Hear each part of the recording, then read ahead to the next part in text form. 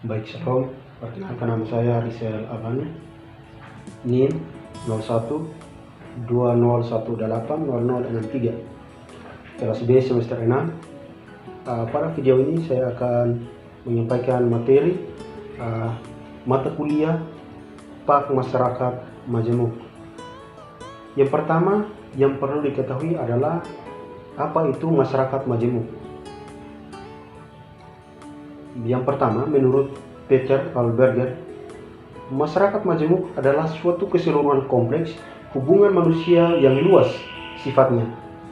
Yang kedua, menurut Linton, masyarakat adalah sekelompok manusia yang telah cukup lama hidup dan bekerja sama sehingga mereka dapat mengorganisasikan dirinya dengan berpikir tentang dirinya sebagai satu kesatuan sosial dengan batas-batas tertentu.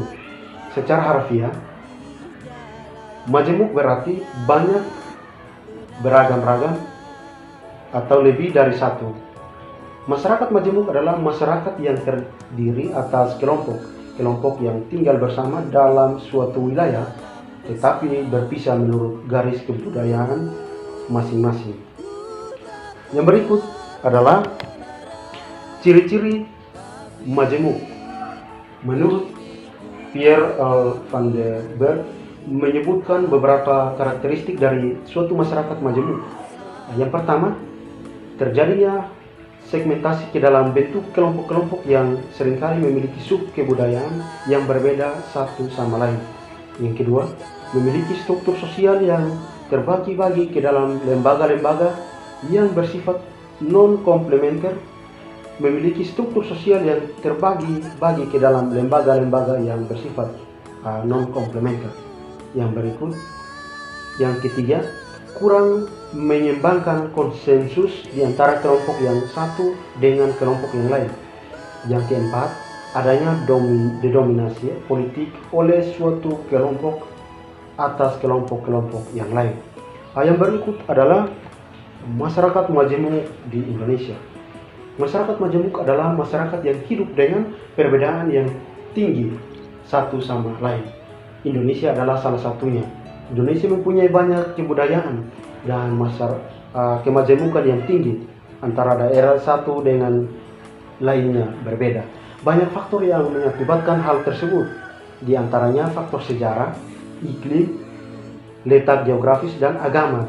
Tentunya dengan perbedaan tersebut akan memicu adanya konflik. Oleh karena itu, diperlukan saling pengertian dan memahami satu sama lain agar tercipta kebudayaan yang harmonis. Yang berikut adalah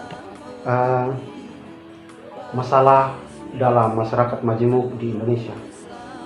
Masyarakat Indonesia sebagai keseluruhan terdiri atas elemen-elemen yang terpisah satu sama lain oleh karena perbedaan ras masing-masing lebih mengutamakan kumpulan individu daripada sebagai suatu keseluruhan yang bersifat organisasi, dan sebagai individu kehidupan sosial mereka tidaklah utuh.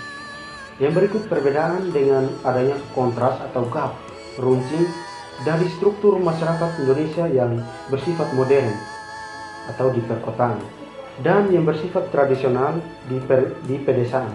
Kedua gap ini ditandai dengan sekumpulan orang-orang kaya raya dengan orang-orang yang melarat, sejumlah kecil orang-orang berpendidikan tinggi dengan sejumlah orang-orang yang berkuasa, dengan sejumlah besar orang yang dikuasai. Yang berikut, kemajemukan adalah sebuah masyarakat pada suatu saat akan menimbulkan dua hal, yaitu yang pertama, berkembangnya perilaku konflik di antara berbagai kelompok etnik. Yang kedua, kecenderungan hadirnya kekuatan atau kekuasaan sebagai pemersatu utama yang mengintegrasikan masyarakat. Yang berikut adalah termasuk dalam bab berikut adalah masalah agama di Ambon. Konflik yang ada di Ambon berawal dari tahun 1999 pada bulan Agustus, ketika pemerintahan Kabupaten Maluku Utara bermaksud meresmikan pembentukan kecamatan baru yang dinamakan dengan Malifut atau dalam Undang-Undang Peraturan Pemerintah Nomor 42 garis miring 1999 atau tahun 1999 yang terdiri dari 16 desa makian yang mayoritas Islam serta 5 desa Kao dan Jailolo. Desa minoritas menolak bergabung kecamatan yang baru, sedangkan penduduk makian tetap berpendapat bahwa itu sudah final. Yang berikut, kehadiran Laskar Jihad juga mempengaruhi keadaan di Ambon karena berbagai organisasi Islam, contohnya FPI atau Front Pembela Islam, mereka ingin membantu para komunitas Islam yang menjadi korban dengan cara melakukan jihad. Laskar Jihad pada bulan April tahun 2000 sudah memberangkatkan relawan untuk melakukan jihad di wilayah konflik di Ambon. Karena tindakan ini membuat warga Islam Ambon menjadi kecewa, terlebih bagi warga Kristen. Di sisi lain, Gerakan Republik Maluku Selatan juga berpengaruh atau memperarah keadaan konflik karena RMS dituding sebagai pihak yang bertanggung jawab atas konflik yang terjadi di Ambon bagi kalangan Islam.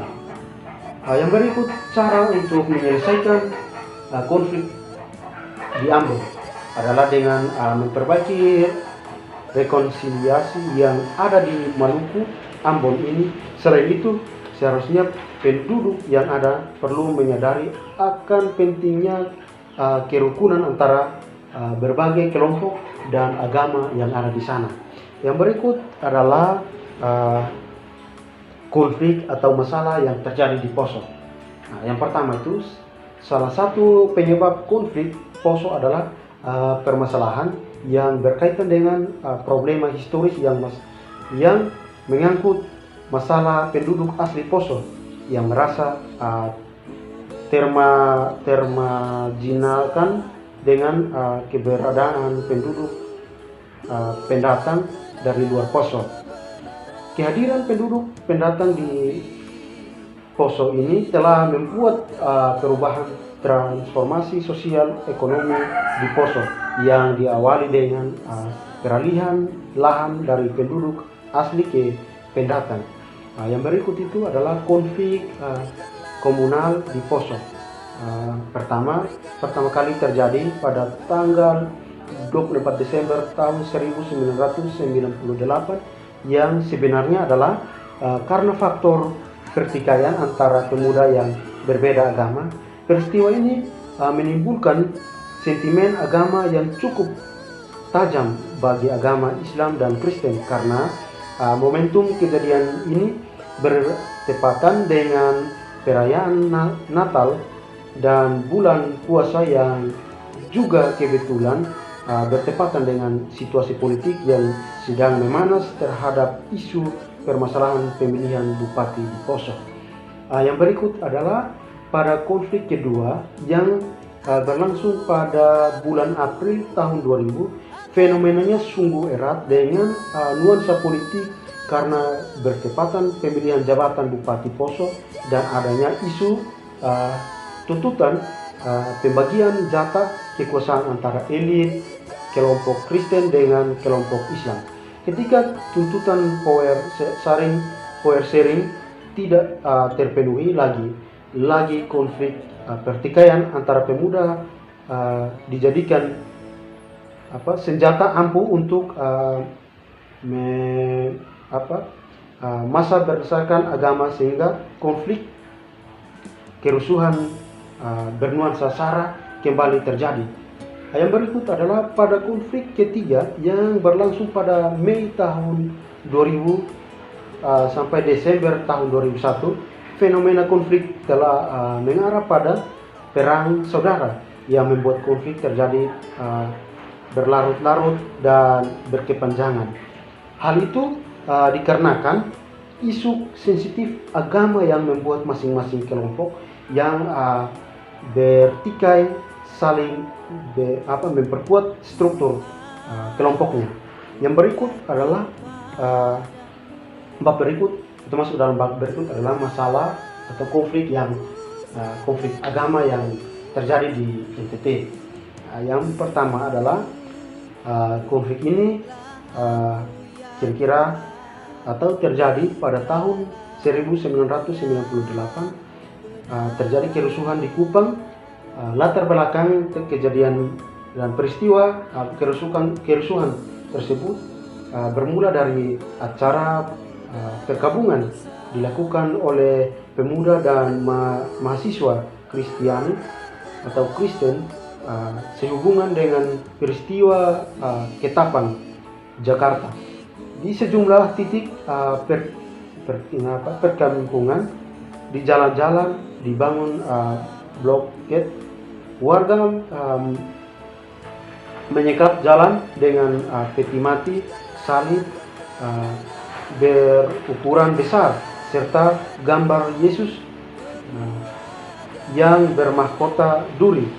Ini antara lain dapat disaksikan di depan gereja Kota Kupang dan beberapa lokasi di Jalan Sudirman, Kuanino. Yang berikut suasana berubah menjadi rusuh karena adanya sekelompok massa yang menyusup ke dalam acara tersebut. Setelah memicu massa melakukan aksi pelemparan rumah ibadat atau masjid dan pengusaha, terdapat beberapa rumah dan kantor serta tindak kerusuhan lainnya. Yang berikut, sekitar pukul 13.10 waktu Indonesia Tengah, tanggal 1 Desember, massa melakukan pengerusukan terhadap kantor hutan tanaman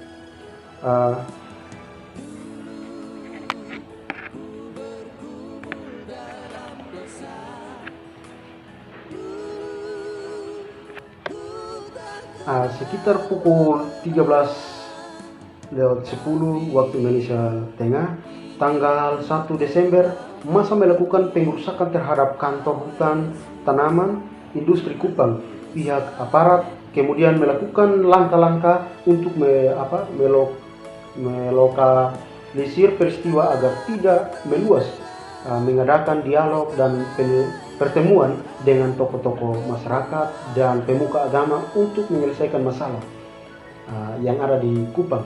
Akibat kejadian tersebut menimbulkan 9 masjid rusak, 44 rumah tinggal atau 45 kios atau toko, 30 rumah makan, 3 gedung sekolah, 14 kendaraan beroda 4 dan 16 kendaraan beroda 2, serta 3.962 penduduk mengungsi. Yang berikut, namun kini masyarakat Kupang semakin dewasa. Mereka tidak mau lagi diprovokasi oleh pihak dan kelompok tertentu yang ingin Kupang membara dan berdarah-darah. Baik, itu saja materi yang saya bagikan bagi kita. Kurang lebihnya saya mohon maaf dan salam.